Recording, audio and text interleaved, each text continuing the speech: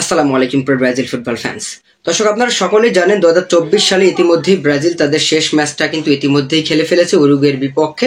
আর 2024 সালে Brazil football আর মাঠে নামবে না। 2025 সালের মার্চে যে আরো একবার ব্রাজিল মাঠে নামবে।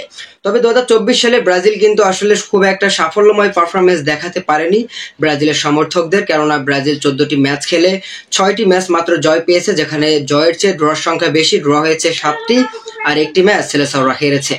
তবে ডোরিবাল জুনিয়রের অধীনে যে এই বছরের যে ম্যাচগুলো ব্রাজিল আসলে খেলেছে, সেই ম্যাচগুলোর উপরে পারফরমেন্সের উপর যদি আপনি ভিত্তি করে 2026 সালের বিশ্বকাপ জিততে চান, তাহলে সবচেয়ে বোকামি করা হবে আপনার।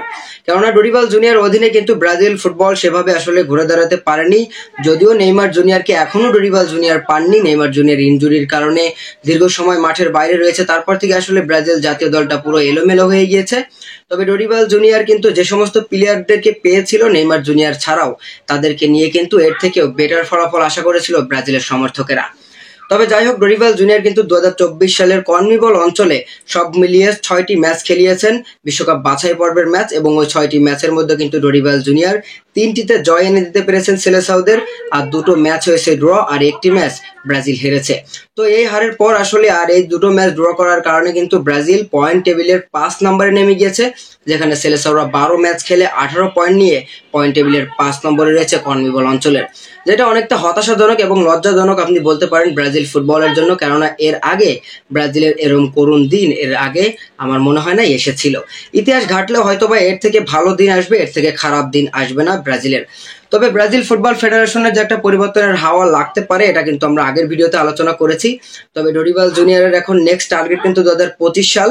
তবে ডোরিবাল জুনিয়র থাকবে কি না 2025 সাল পর্যন্ত ব্রাজিলের কোচিং প্যানেলে, সেটাই আসলে অনেকটা প্রশ্ন তুলে ধরে। কেননা ডোরিবাল জুনিয়র কিন্তু ব্রাজিলিয়ান সমর্থকদের মন জয় করতে পারেনি, পাশাপাশি কিন্তু ব্রাজিল ফুটবলের যে একটা সৌন্দর্য ছিল সেটাও কিন্তু ধীরে ধীরে নষ্ট করে ফেলছে এই ডোরিবাল জুনিয়র। তো ডোরিবাল জুনিয়রকে নিয়ে আসলে কঠোর সিদ্ধান্ত আসতে পারে 2025 সালেরও আগে, যদি সিবিএফ মনে করে যে ডোরিবাল জুনিয়রকে পরিবর্তন করা দরকার, ব্রাজিলের এই পারফরমেন্সে তার উপর সন্তুষ্ট নয়, তাহলে কিন্তু ডোরিবাল জুনিয়র আসলে স্যাক হতে পারে, অথবা ব্রাজিলের নতুন কোনো কোচ নিয়োগ হতে পারে। এটা জাস্ট আমার ব্যক্তিগত মতামত। এটা আসলে কোনো গণমাধ্যমে দেখিনি, বা আসলে হতে পারে, আমি এরকম একটা আইডিয়া করলাম। তো দর্শক, ডোরিবাল জুনিয়র থাকুক বা না থাকুক এটা কোনো ফ্যাক্ট নয়। ব্রাজিলের ম্যাচ কিন্তু 2025 সালে থাকবে, এটা তো সকল ভক্তরাই জানে।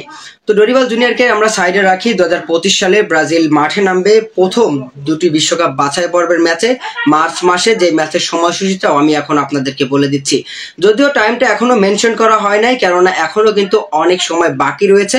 তো সেজন্য আসলে এখনো এই 2টো ম্যাচের টাইম ফিক্সড করা হয় নাই।